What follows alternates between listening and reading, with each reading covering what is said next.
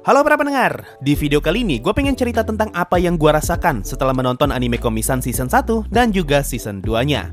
So, mari kita bahas sebentar aja.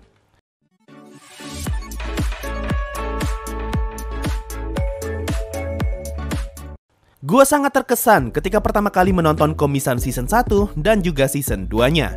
Dimana bagi gue, adaptasi animenya terasa dibuat dengan sangat niat. Pada saat animenya rilis, banyak dari kalian yang nanya soal pendapat gue mengenai anime Komi-san. Cuma pada saat itu, gue masih belum tertarik untuk nonton animenya karena gue udah terlanjur baca manganya. Hingga akhirnya, gue pun nonton Komi-san dengan tujuan untuk nyari detail kecil. Dan baru episode pertama, gue langsung berkesimpulan kalau ini anime bagus. Alasannya apa? Karena adaptasi animenya ternyata jauh melebihi ekspektasi gue. Ketika baca mangganya, gue merasa manga Komi-san tidak akan berbeda jauh dengan manga school romance komedi yang lain seperti Nagatoro, Shikimori, Sonobisku, Aharen, Takakizan, Expressionless Girl, dan masih banyak lagi. Makanya gue berekspektasi kalau adaptasi animenya bakalan dibuat seperti tipikal anime romance dengan komedi yang manis. Tapi ketika nonton animenya, ekspektasi gue ternyata meleset. Jauh banget. Baru aja animenya dimulai, gue langsung terpana melihat betapa cantiknya scene Komi yang lagi berjalan sembari ditemani pohon sakura berguguran. Malah pada saat itu, gue seperti lagi melihat anime dengan 60 fps. Lalu gue pun semakin terpesona ketika mendengar musik yang muncul pada saat Tadano pertama kali terlihat di layar.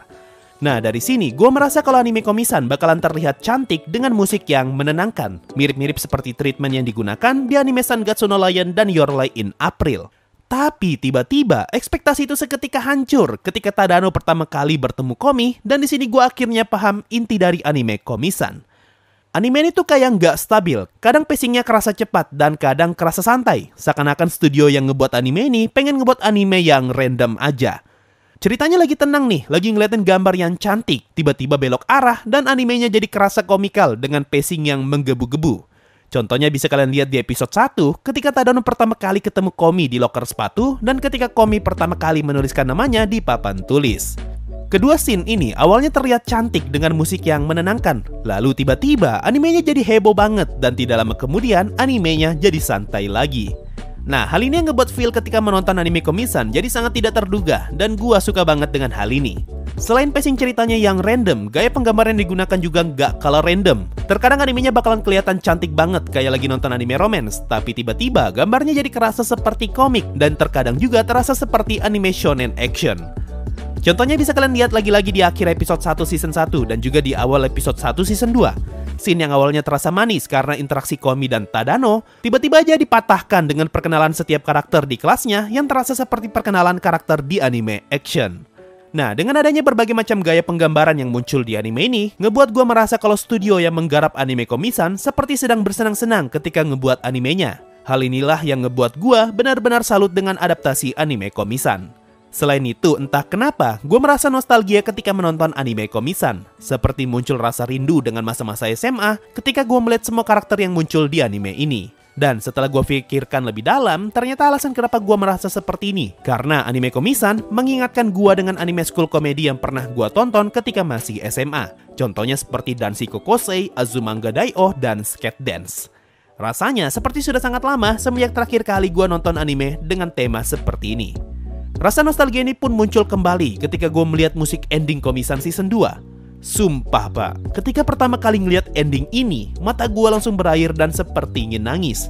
Bahkan 3 episode pertama yang gue tonton, ketiga-tiganya selalu sukses ngebuat gue baper setiap kali musik endingnya diputar. Rasanya ya, musik ending Komi-san season 2 mempunyai feel yang sama dengan musik ending pertama Osama Ranking, di mana keduanya sama-sama terlihat seperti buku gambar yang dianimasikan. Padahal scene-nya simple, hanya memperlihatkan suasana kelasnya Komi, tapi berkat bantuan dari musik yang cocok dan juga art style yang cantik, ngebuat musik ending Komi-san season 2 jadi sangat berkesan dan juga penuh makna.